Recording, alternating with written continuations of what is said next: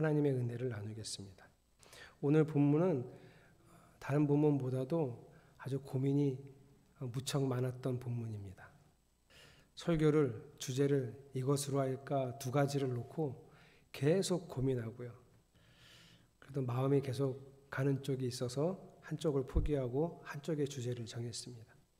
노아가 전체 950년을 살았답니다. 29절에 보니까 950년을 살았대요.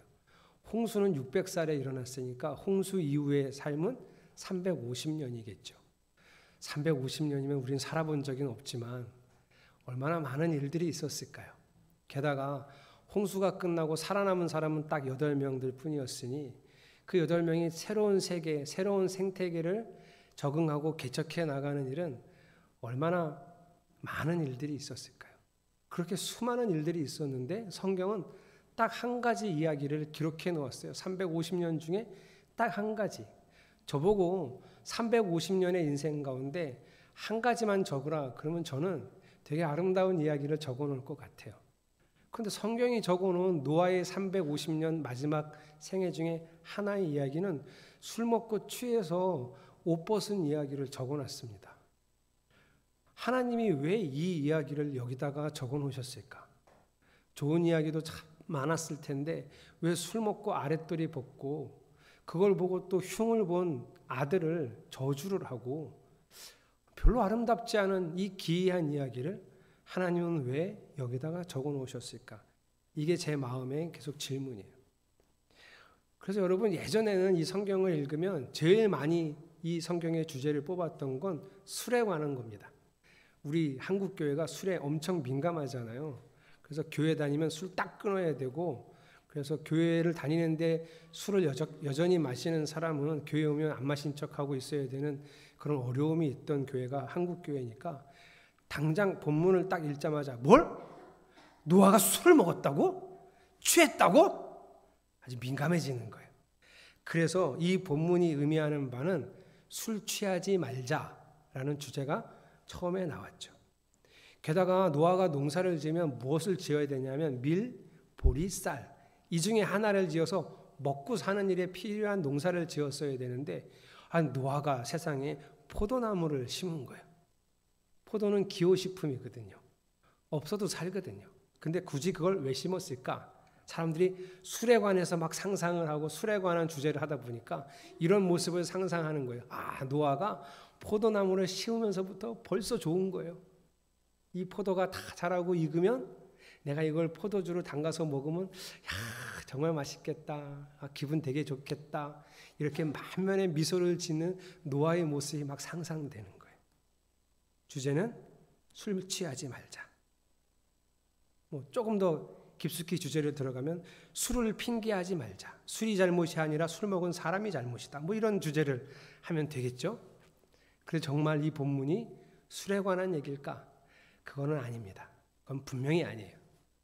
그러면 가장 떠오르는 가장 큰 좋은 후보가 될 만한 주제가 하나 있습니다. 그게 뭐냐면 허물을 들추어내는 것에 대한 이야기입니다. 22절을 같이 한번 읽어볼까요? 시작. 가나안의 조상 함이 그만 자기 아버지의 벌거벗은 몸을 보았다. 그는 바깥으로 나가서 두 형들에게 알렸다. 함이 벌거벗은 몸을 보았다라고 할 때 쓰여진 그 보았다라는 히브리 단어 원형은 라라는 말인데요. 이게 그냥 봤다는 뜻이 아니고요. 아주 만족스럽게 응시하다라는 뜻이에요. 자세히 보고 아이고 이렇게 봤다는 거예요. 한국말로 표현하기가 어려워서 제가 의성어로 한 겁니다. 이걸 여러분 한국말로 어떻게 표현하실래요? 만족스럽게 응시하다. 제가 더 자세히 표현하지 않았어요? 이렇게 봤다는 거예요. 함은 아버지의 벗은 몸을 혀를 끌끌 차면서 조롱하듯 보고 있었다는 말이에요.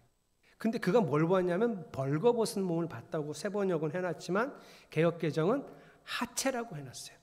이것의 히브리어는 에르와라고 하는 단어 원형인데요. 이거는 그냥 하체 정도가 아니라 성기를 의미합니다.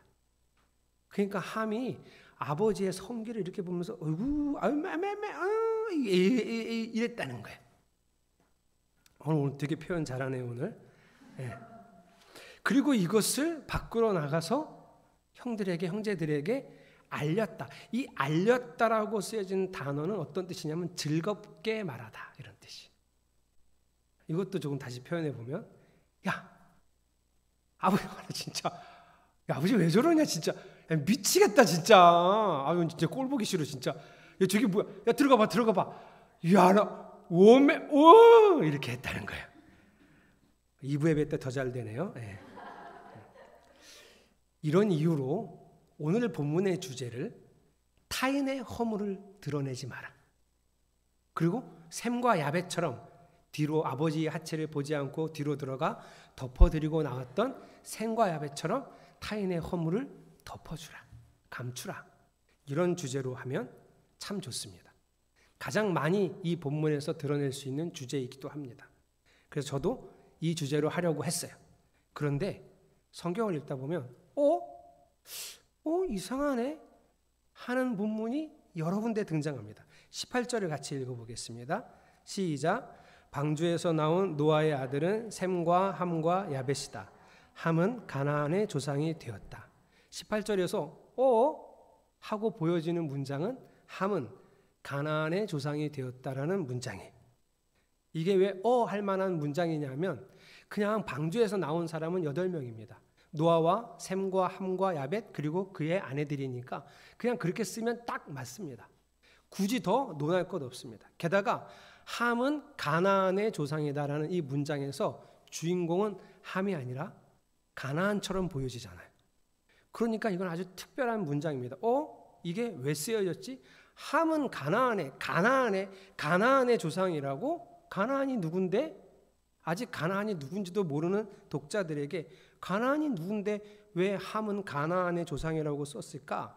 이렇게 고개를 갸우뚱하게 만드는 문장이에요. 24절, 25절, 특별히 25절을 읽어보겠습니다. 시작. 이렇게 말하였다. 가나안은 저주를 받을 것이다. 가장 천한 종이 되어서 저희 형제들을 섬길 것이다. 가나안은 함의 아들이고요. 그런데 노아가 손주를 저주를 하는 거예요. 함이 그랬거든요, 여러분. 여러분 아시잖아요. 함이 그랬어요. 잘못은 함이 했습니다. 그런데 이 할아버지가 아직 술이 덜 깼나 보다. 좀 작작쯤 마시지 얼마나 마셨으면 술이 그렇게 만땅으로 마셔갖고 아직도 핑 돌아가지고 한다는 말이 가나안은 저주를 받아라. 왜 멀쩡한 손주한테 그랬을까? 아직 술이 덜 깼나 보다. 이렇게 이해하고 싶을 정도로 이상해요. 그런데 24절을 보니까 술이 깼어요.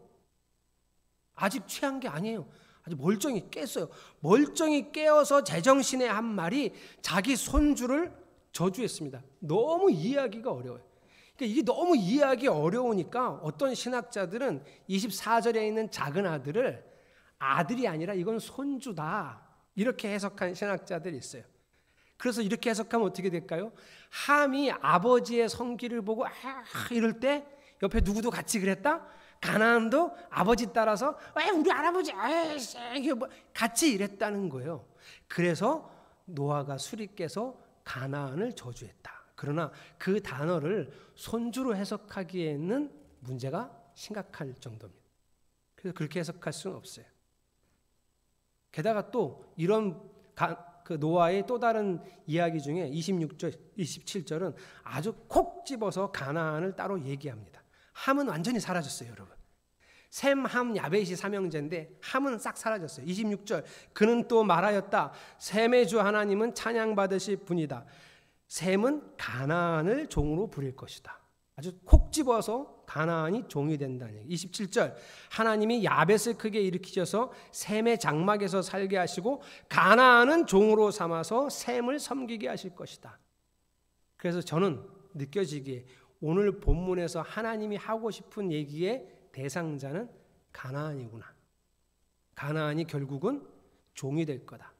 가나안이 결국은 낮은 사람이 될 거다. 이 얘기를 하고 싶으신 거구나. 오늘 본문은. 그렇게밖에 이야기가 잘 안 됐어요. 고민을 많이 했어요. 허물을 덮어주자고 할까. 이게 쉽거든. 이게 정말 쉬워요. 근데 하나님이 가나안을 저주했다? 이유도 몰라요. 왜 저주했는지도 몰라요. 근데 그 설교를 하자니 마음이 좀 복잡했습니다. 한 가지 역사 이야기를 좀 하겠습니다. 1917년에 벨푸어라는 영국의 외무장관이 그 당시에는 유태인들이 나라도 없고 국가도 없으니까 무슨 나라의 대통령, 총리, 대표 이런 게 없었을 거 아니에요. 그러니까 이 벨푸어라고 하는 외무장관이 그 당시 자기가 생각했을 때 유대인의 대표가 될 만한 사람이라고 여겼던 로스차일드라고 하는 사람에게 편지를 보냈어요. 그 편지에는 이런 내용이 적혀 있었습니다. 팔레스타인 지역에 유대인 국가 건설을 영국이 지원하겠다. 이런 뜻이. 이게 국제사회의 이슈가 됐습니다. 여러분, 벨푸어 선언을 시초로 해서 이제 국제사회에서 유태인들에게도 나라를 건설할 땅을 주는 것이 어떤가, 이런 논의들이 시작됐다는 얘기예요. 왜냐하면 이스라엘 사람들은요, 유태인들은 거의 2000년 동안 나라 없이 살았습니다. 나라는 없고요, 영토도 없고 민족만 있어요. 그 민족이 세계 곳곳에 흩어져서 살고 있었어요. 그래서 이 사람들, 유태인들의 마음속에는 어떠한 갈망이 있었냐면, 우리가 원하는 땅에 유태인들의 나라를 세우고 싶다는 간절한 갈망이 있었어요. 이걸 뭐라 그러냐면 시오니즘이라 그래요. 왜냐하면 예루살렘의 하나님 나라를 회복하겠다는 그런 갈망이에요. 근데 이 시오니즘에 불을 붙인 사건이 2차 세계대전 때 나치에 의해서 유태인이 학살당하면서 우리도 나라를 갖고 땅을 갖고 싶다는 강렬한 마음을 더 크게 했어요. 그래서 처음에 유태인들은요, 어디에다가 우리나라를 세울 수 있을까 고민을 많이 했어요. 그래서 그들이 물망에 올렸던 곳이 북아프리카, 동남아시아, 남아메리카 뭐 이런 데도 유태인의 정착할 수 있는 나라를 세울 곳이 없을까 막 고민했지만, 그거는 어쩔 수 없는 상황에서 생각을 거기까지 한 거고요. 유태인들의 마음속에는 늘 갈망하는 땅이 있었어요. 하나님이 아브라함에게 약속하신 젖과 꿀이 흐르는 가나안 땅 팔레스타인 지역이에요. 유태인들은 거기 가서 자기들의 나라를 세우고 싶었어요. 그러나 뭐 방법이 없죠. 그런데 세계 2차 대전이 끝나고 이 문제가 수면 위로 더 올라오면서 영국이 자기가 혼자 감당하기 힘드니까 이거를 유엔으로 넘겨버렸어요. 영국이 유엔으로 이 문제를 책임을 넘겨버리자, 여러분, 유태인들 중에 부자가 엄청 많잖아요. 지금도 미국의 대부분의 부를 유태인들이 휘두르고 있다고 얘기할 정도잖아요. 그 부자들이 로비 활동을 하기 시작했어요. 그 결과 1947년 유엔 총회는 그들이 그토록 갈망하던 팔레스타인을 아랍의 나라와 유태인의 나라로 분할하는 안을 채택했어요. 그리고 그 다음 해인 1948년 5월 14일 텔아비브 미술관에서 이스라엘의 초대 총리가 된 벤구리온이 이와 같은 선언을 합니다. 이 사람이, 이스라엘 땅은 유대인의 탄생지다. 우리는 이곳에 유대인의 국가를 수립하고 이스라엘이라 부를 것을 선포한다. 이렇게 선언하고 국가를 성립했어요. 그래서 지금도 텔아비브에 비행기 타고 텔아비브에 떨어지는 공항 이름이 이 초대 총리의 이름을 따서 벤구리온 공항입니다. 그날 5월 14일 날 이스라엘이라고 하는 유태인의 나라가 세워졌음을 선언하고, 그 다음 날 5월 15일 날 대포 소리가 울립니다. 자기가 살고 있던 땅을 졸지에 빼앗겼던 아랍인들, 그리고 그 아랍인들을 옹호하고 있는 주변의 아랍 국가들이 전쟁을 일으킨 거예요. 이거를 중동 전쟁이라 그럽니다. 여러분이, 우리가 어렸을 때 학교 다닐 때 이스라엘은 뭐 똘똘 뭉쳐서 엄청 많은 중동 사람들, 아랍 사람들이 이긴 중동 전쟁에 대한 이야기를 저도 들은 기억이 납니다. 여러분, 이 전쟁은 1차에서 6차까지 벌어지는데요. 놀라운 것은 이스라엘이 연전연승합니다. 대단한 나라예요. 미국이 무기를 지원해주고 미국이 또 다른 서방 국가들이 지원해주면서 이스라엘이 연전연승합니다. 그래서 여러분이 한번 이 지도를 보여드릴게요. 이게 3차 전쟁인데요. 원래 이스라엘이 차지했던 땅은 요 적색 땅 정도입니다. 이 땅도 다는 아니었어요. 그런데 아랍 국가들이 전쟁을 일으키자 3차 전쟁에서는 6일 만에 이 넓은 지역을 다 점령해 버렸어요. 얼마나 빠르고 정확하게 전쟁을 잘 수행했는지. 그중에 가장 중요한 대목이 어디냐면 여러분, 여기입니다. 여기가 수에즈 운하가 있는 곳이, 여기를 차지하면 상당한 경제적인 이득을 얻을 수 있어요. 이스라엘이 여기까지 침공해서 6일 만에 이집트 땅을 거의 다 먹어버렸습니다. 유엔이 다시 중재해서 돌려주세요. 돌려줘. 그냥 우리가 주기로 한 땅에서만 살아. 돌려줘. 돌려줘 해서 돌려주기는 했어요. 위에 다른 지도 한번 볼까요? 세계 지도가 연석에 있는 게 있는데요. 예, 여러분 여기가 원래 팔레스타인이라고 아랍인들이 살던 땅이에요. 그런데 요때 47년에 유엔에서 이렇게 나눠서 살자. 파란 데는 아랍인들이, 하얀 데는 유태인들이 살자. 이렇게 정해준 거예요. 근데 그 뒤로 세월이 흘러가면서 중동 전쟁을 통해서 이스라엘이 더 많은 땅을 차지하게 됐고요. 지금 현재는 이렇게 됐어요. 이스라엘 사람들이, 유태인들이 원래 아랍 사람들 정착지인데도 거기 들어가서 자기들 유태인 정착지를 만들고 또 만들고 또 만들고 이러면서 점점 갉아먹듯이 땅을 뺏었어요. 여러분, 아랍 사람들이 이 팔레스타인 지역에 얼만큼 살았냐면 약 1400년 살았습니다. 1400년. 그런데 어느 날 유엔이 야 유태인들한테도 좀 줘. 그래서 땅을 뺏긴 거예요. 여러분 얼마나 억울했을까요? 그래서 생긴 게 뭐죠? 피에로, 팔레스타인 해방기구. 그들이 테러를 일으키죠. 다 이런 역사적인 이유가 있어요. 이렇게 억울한 일을 아랍 사람들만 당한 게 아니에요.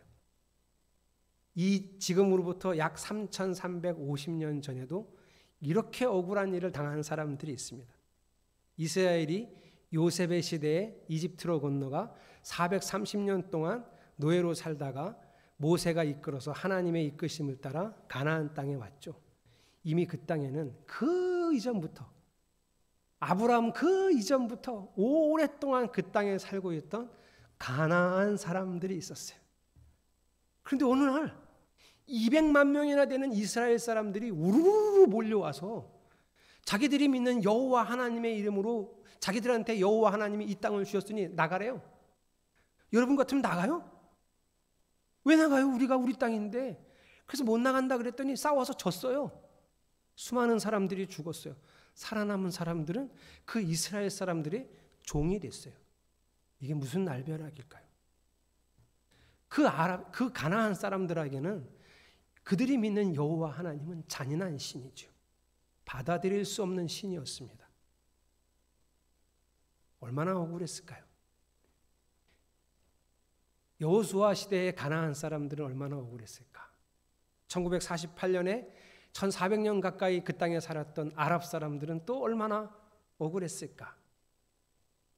그런데 오늘 본문은 내가 왜 유태인에게, 이스라엘에게, 아브라함의 후손에게 이 가나안 땅을 주는 것인지에 대한 당위성을 설명한 본문입니다. 여기까지 얘기를 들으면 우리의 마음속에 지금 이게 무슨 내용인지 잘 이해하시는 분들은 우리의 마음속에 이런 의문이 생겨야 돼요. 뭐라고? 지금 목사님 얘기는 가나안 사람들이 여호수아한테 땅을 뺏기고 자기 땅을 잃어버리고 종으로 살게 되고 죽게 되는 이야기가 고작, 그 이유가 고작 함이 아버지 노아의 하체를 보고 막 웃기고 조롱하고 그래서 지금 가나안 사람들이 이스라엘 사람들한테 땅을 뺏기는 거라고? 지금 그렇게 말씀하시는 거야, 목사님이? 예. 저 같아도 받아들이기 어려울 거예요. 그런데 아무리 본문을 살펴봐도 도저히 이해도 안 돼요.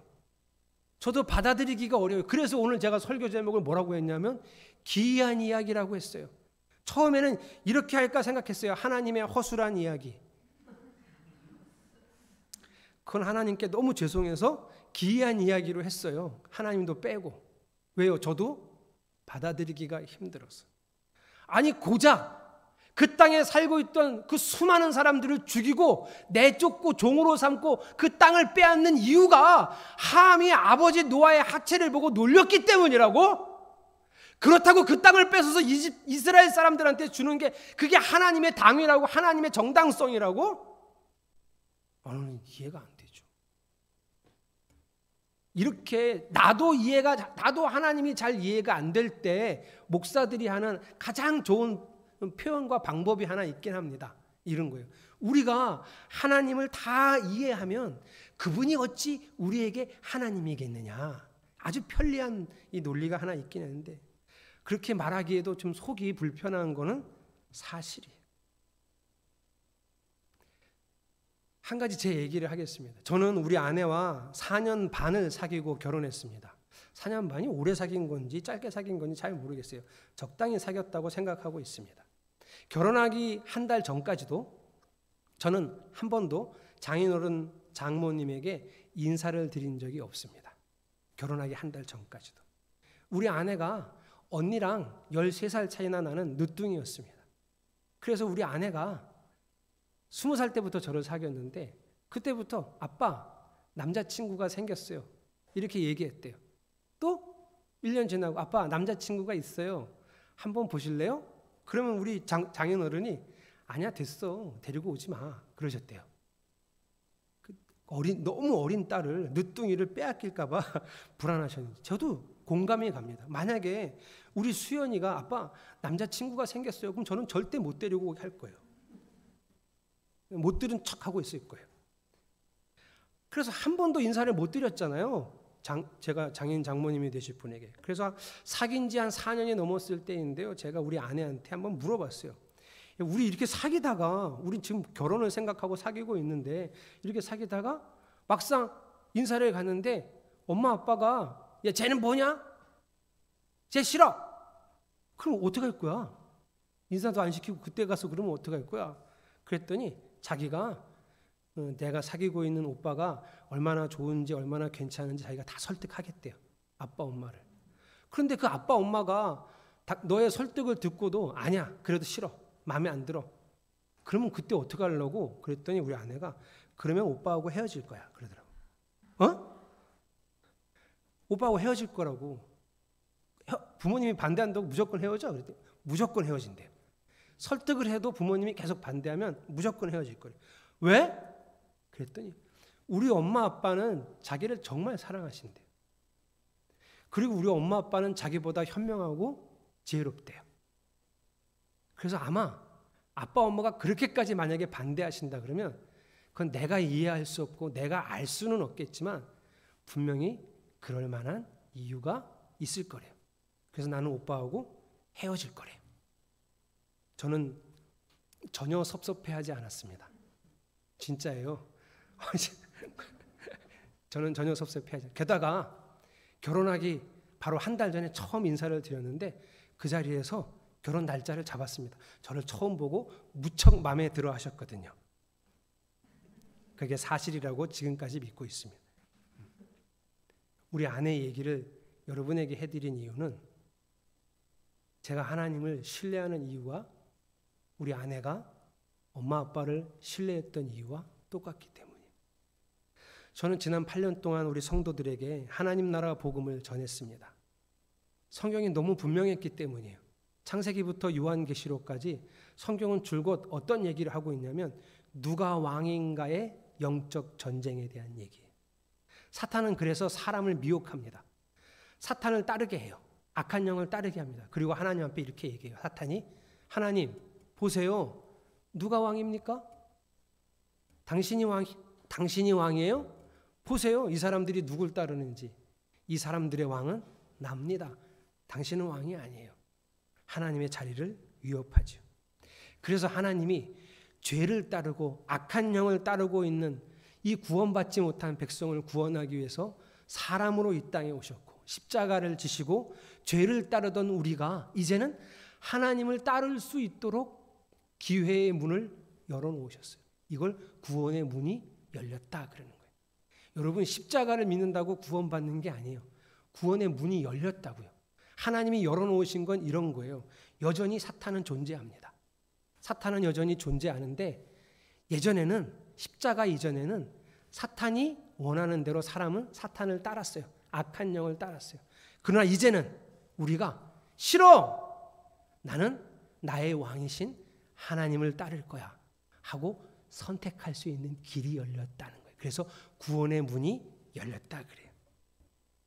저는 그동안 이 복음을 전하면서 늘 제 마음속에 갈망하는 게 한 가지 있습니다. 그거는 저와 여러분이 완벽하게 하나님의 통치를 따르는 사람이 되자는 아니에요. 잘 못하겠더라고요, 저도. 완벽은커녕 비슷하게라도 잘 못하겠더라고요. 그래서 제가 원하는 건 딱 한 가지. 저와 여러분이 하나님이 나를 다스렸으면 좋겠다 하는 간절한 마음을 갖는 사람이 되는 거예요. 여러분 그렇게 되시기를 축복합니다. 하나님만 날 다스렸으면 좋겠어요. 저는 정말 하나님의 통치 안에서만 살고 싶어요. 이런 열망이 여러분에게 있기를 바랍니다. 여러분, 다음 주에 우리가 읽어야 될 본문이 창세기 10장인데요. 노아는 함이, 가나안이 셈을 섬길 것이다, 셈의 종이 될 것이다 이렇게 얘기했잖아요. 근데 현실은 달라요. 창세기 10장에 가면 함을 대표하는, 가나안을 대표하는 사람은 니므롯이라는 사람이고요. 셈을 대표하는 사람은 에벨이라고 하는 사람이에요. 다음 주, 그 다음 주에 이게 성경에 나오는데요. 거기서 누가 잘 나가냐 하면 함의 대표인 니므롯이 잘 나가요. 심지어 어떤 일이 벌어지냐면 니므롯은 셈족의 땅을 뺏어요. 정말 비옥한 땅이거든요. 유프라테스 강 유역을 다 뺏어요. 그래서 거기 살고 있던 셈족이 어떻게 하냐면 그 땅을 포기하고 그 강을 건너와서 살아요. 그래서 그 사람 이름이 에벨이에요. 에벨. 건너온 자라는 뜻이에요. 왜 건너온 줄 아세요? 왜 척박한 땅에서 살게 된 줄 아세요? 거기서 함과 같이 살면 함의 지배 아래 살기 때문에 그걸 비옥한 땅을 포기하고 오직 하나님만 섬길 수 있는 척박한 땅으로 온 거예요. 세상의 눈으로 보면 함이 종이 됐습니까? 셈이 종이 됐습니까? 셈이 종이 됐어요. 함은 떵떵거리고 잘 나가요. 그러나 하나님의 눈은 어디에 있습니까? 이 세상의 영적 권세는 셈족에게 주신다는 말이에요. 이거를 볼 수 있는 눈이 열려야 합니다. 저는 이렇게 생각합니다. 하나님께서 가나안을 저주하고 그 가나안 땅을 뺏은 이유가 분명히 있을 거예요. 제가 이걸 찾고 싶어서 찾고 찾은 게 뭐냐면 인류 최초로 우상을 만든 사람들이 가나안 사람들이에요. 그 사람들이 만든 우상들의 뿌리, 그 세워져 나온 격가지가 그리스 로마 신화예요. 그들이 만든 우상이에요. 인류 최초의 우상이죠. 아마 그래서 하나님이 가나안 사람들에게서 땅을 뺏고 이스라엘 사람들을 거기 정착시켰다. 저는 그냥 나름대로 이렇게 믿고 있어요. 근데 그거 완전하지 않아요. 다만 제가 오늘 하고 싶은 말은 저는 이유는 알 수 없고 하나님이 정말 왜 그러셨는지 모르겠는데요. 저는 그 하나님을 믿고 신뢰합니다. 사랑합니다. 저는 완전하신 하나님을 믿습니다. 그분은 실수가 없다는 것을 신뢰합니다. 지극히 나를 그리고 지극히 우리를 사랑하시는 우리 하나님을, 그 사랑을 저는 신뢰합니다. 그래서 저는 지금도 하나님의 그 사랑의 다스림을 간절히 원하고 있습니다. 그리고 일부분 그 사랑의 다스림을 경험해 보니 이렇게 좋을 수가 없습니다. 만족이라는 것을 알게 됐고 삶의 행복이라는 것을 알아갈 수 있게 되었습니다.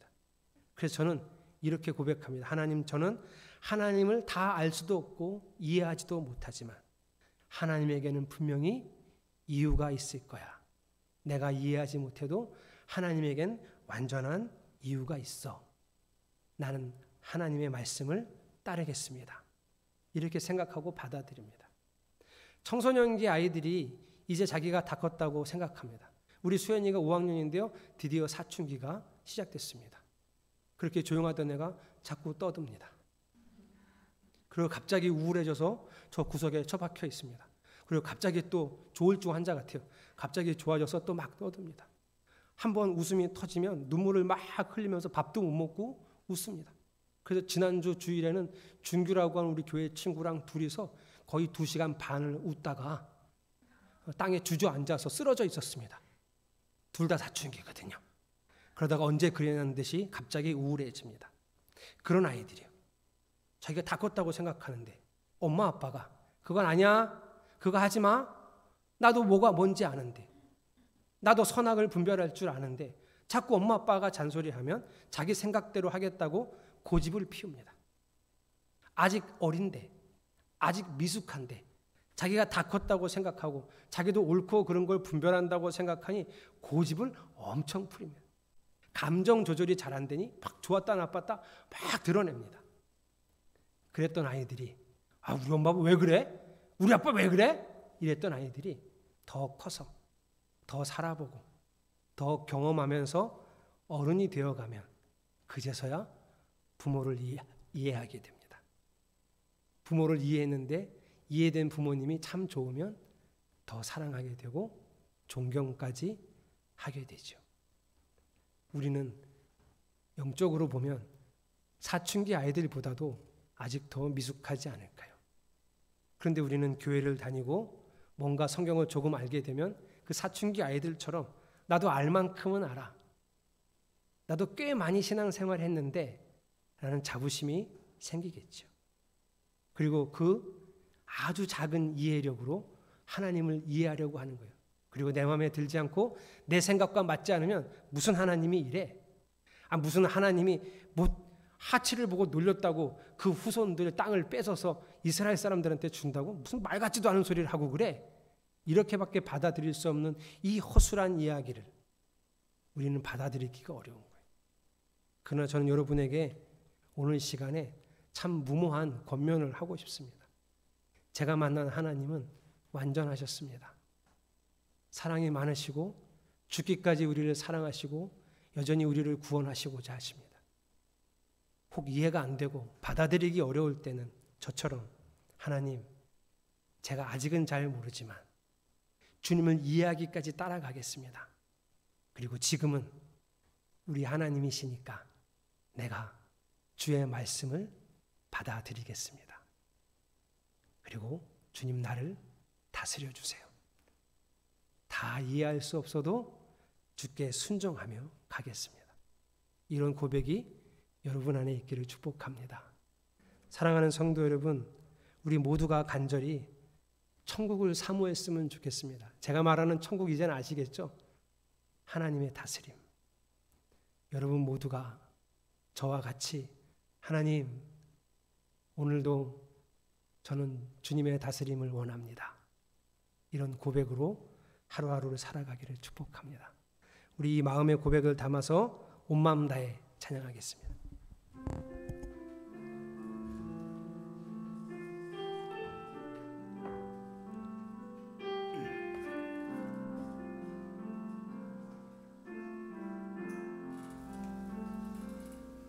주님과 함께하는 이 고요한 시간, 주님의 보좌 앞에 내 마음을 쏟네. 모든 것 아시는 주님께 감출 것 없네. 내 맘과 정성 다해 주 바라나이다. 나 염려하지 않아도 냈을 것 아시니. 나 오직 주의 얼굴 구하게 다 이해할 수 없을 때라도, 이해할 수 없을 때라도 감사하며 날마다 순종하며 주 따르오리. 온 마음 다해 사랑합니다. 온 마음 다해 사랑합니다. 온 마음 다해 주 알기 원하네. 내 모든 삶 당신 것이니 주만 섬기리. 온 마음 나 염려하지 않아도 냈을 것 하시니. 나 염려하지 않아도 냈을 것 하시니. 나 오직 주의 얼굴 구하게 하소서. 다 이해할 수 없을 때라도, 다 이해할 수 없을 때라도 감사하며 날마다 주 따르오리.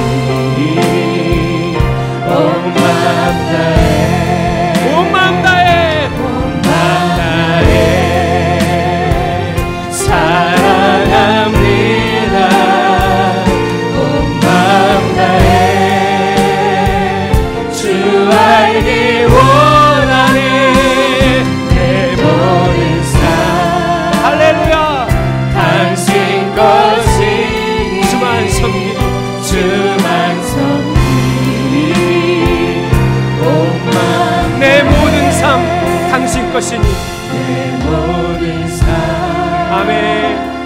당신 것이니 주만 섬기리 온 마음 다해. 우리 기도합시다. 여러분, 하나님 다스림을 갈망합시다. 원하는 사람이 되었으면 좋겠습니다. 아직 여러분 마음에 그 다스림을 정말 간절히 갈망하는 마음이 아직은 없다면, 부족하다면 하나님 그 마음을 닮아갈 수 있도록, 그 마음이 내 안에서 풍성해질 수 있도록 주님을 더 알기 원합니다. 우리 고백하며 간절히 주의 다스림을 사모하기 원합니다. 우리 통성으로 기도합시다. 하나님, 나는 주의 다스림을 원합니다. 예배를 드리는 것도, 일상을 살아가는 그 한순간 한순간도 주님의 말씀과 다스림 없이는 살아가지 않는 사람, 하나님 어떤 선택과 결정을 해도 주님의 뜻을 묻는 사람, 성경을 매일 읽는 사람, 그래서 어쩔 수 없이 하나님의 다스림을 간절히 소망하게, 당연하게, 아주 자연스럽게 간절히 기도하는 사람, 간절히 성경을 보는 사람, 그 말씀 안에서 길을 찾아가는 사람, 바로 그 사람이 되기 원합니다. 내 뜻대로 판단하고 결정하지 아니하고 주의 말씀을 따라 살아가고자 하는 그 간절한 열망, 간절한 소망, 그 갈망이 우리 모두에게 있기를 소망합니다. 주여, 나는 간절히 원합니다. 우리 성도들의 삶에서, 우리 성도들의 마음에서 나는 아버지의 뜻을 따라, 아버지의 말씀을 따라 살아가는, 주의 다스림 안에 살아가는 사람이 되고 싶습니다. 나는 주의 통치를 원합니다. 이 갈망이, 이 열망이 우리 성도들 안에 가득 있기를 소망합니다. 그래서 하나님, 다 이해하지를 못해도, 다 납득하지를 못해도 나를 워낙 사랑하시고 나를 워낙 좋아하시고 나의 모든 것들을 이끌어가시는 그 하나님, 이해할 수 없어도 주여 그 모든 것을 신뢰하고 따라가기를 하나님 소망합니다. 주를 알게 하소서. 주여, 주를 경험하게 하소서. 주여, 성경과 기도, 말씀과 기도 놓치지 않는 주의 백성이 되게 하여 주시옵소서. 내 모든 삶 당신 것이니 주만 섬기리 온 마음 다해. 우리 다시 한번 고백합시다. 내 모든 삶, 내 모든 삶 당신 것이니 주만 섬기리 온 마음 다해. 할렐루야. 주님의 다스림을 열망합니다. 오직 주의 통치 안에서만 살기를 갈망합니다. 이 갈망이 우리의 마음에, 삶에 배어서 성경을 늘 읽고 묵상하며 간절히 기도하는 주의 다스림 안에 살아가는 백성이 되게 하여 주시옵소서. 예수님의 이름으로 기도드렸습니다.